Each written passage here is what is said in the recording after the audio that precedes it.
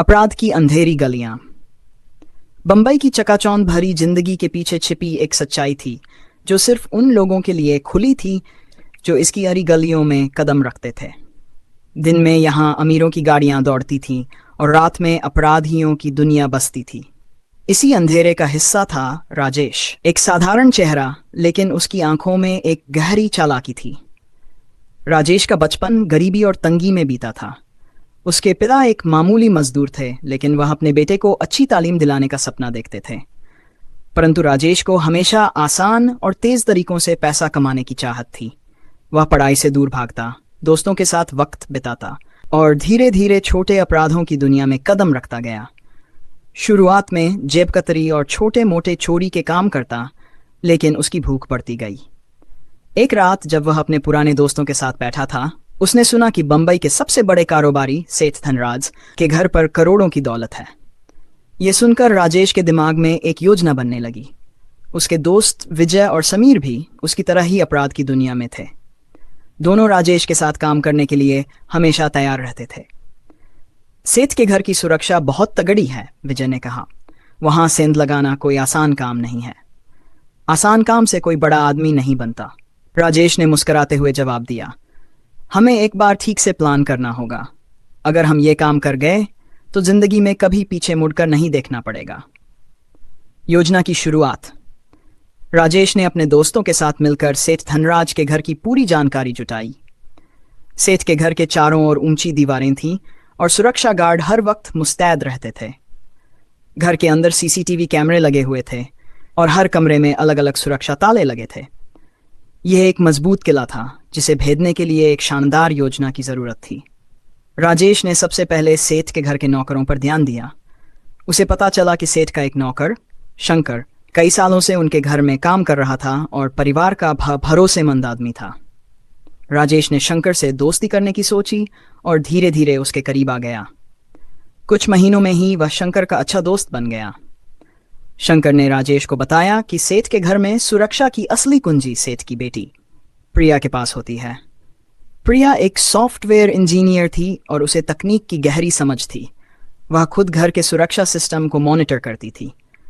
अगर प्रिया को किसी तरह से फंसाया जाए तो हमें सुरक्षा के बारे में सब कुछ पता चल सकता है, राजेश ने अपने दोस्तों से कहा। प्रिया का अपहरण। योजना के अनुसार एक रात राजेश और उसके दोस्तों ने प्रिया का अपहरण कर लिया। यह बहुत ही जोखिम भरा कदम था, लेकिन राजेश को यकीन था कि यही एकमात्र तरीका है जिसे वे सेठ के घर की सुरक्षा को तोड़ सकते थे। प्रिया को एक सुनसान जगह पर बंदी बनाकर रखा गया। राजेश ने प्रिया से सुरक्षा कोड और अन्य जानकारियां निकलवाने की कोशिश की, लेकिन प्रिया ने कोई भी जानकारी देने से इनकार कर दिया। तुम चाहे जितनी कोशिश कर लो, मैं अपने घर की सुरक्षा के बारे में कुछ नहीं बताने वाली, प्रिया ने गुस्से में कहा। लेकिन राजेश ने हार मानने का नाम नहीं लिया। उसने प्रिया को धमकाया, उसे डराने की कोशिश की, लेकिन प्रिया ने अपना मुंह बंद रखा।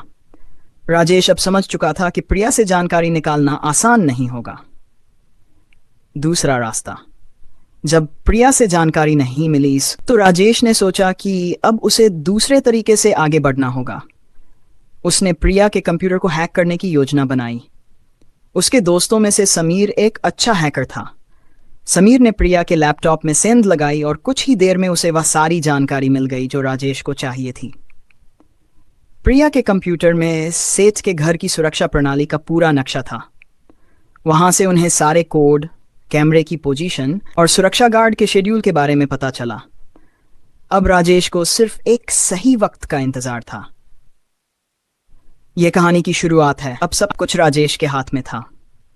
प्रिया के लैपटॉप से मिली जानकारी ने उन्हें सेठ धनराज के घर की सुरक्षा की एक एक बारीकी का पता दे दिया था। उन्होंने अगले शुक्रवार की रात को चोरी का दिन तय किया, क्योंकि उस रात सेठ धनराज एक बड़े बिजनेस मीटिंग के लिए शहर से बाहर जाने वाले थे। उस दिन घर में सिर्फ प्रिया, उसकी माँ और कुछ नौकर ही रहने वाले थे। राजेश ने अपने दोस्तों के साथ मिलकर पूरी योजना बना ली। उन्होंने सेठ के घर के पीछे वाली गली से अंदर जाने का रास्ता चुना, जहां सुरक्षा कमजोर थी। विजय ने सुरक्षा गार्डों की शिफ्ट का समय नोट किया था और ठीक उसी वक्त उन्होंने हमला करने का फैसला किया जब गार्डों की शिफ्ट बदल रही थी। यह वह समय था जब कुछ मिनटों के लिए सुरक्षा में थोड़ी डील हो जाती थी। शुक्रवार की रात जब घड़ी ने 2 बजाए तो राजेश, विजय और समीर ने अपने नकाब चढ़ा लिए और सेठ के घर की तरफ बढ़ गए। बारिश हो रही थी जिससे गलियां सुनसान थीं और पुलिस गश्त भी कम थी। ये मौसम उनके लिए फायदे का सौदा था।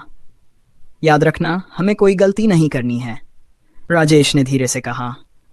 अगर कोई गड़बड़ी हुई तो पुलिस कुछ ही मिनटों में यहां पहुंच जाएगी। समीर ने इलेक्ट्रॉनिक ताले खोलने का काम किया, जो उसने प्रिया के कंप्यूटर से हासिल किए गए कोड की मदद से कुछ ही सेकंड में कर लिया।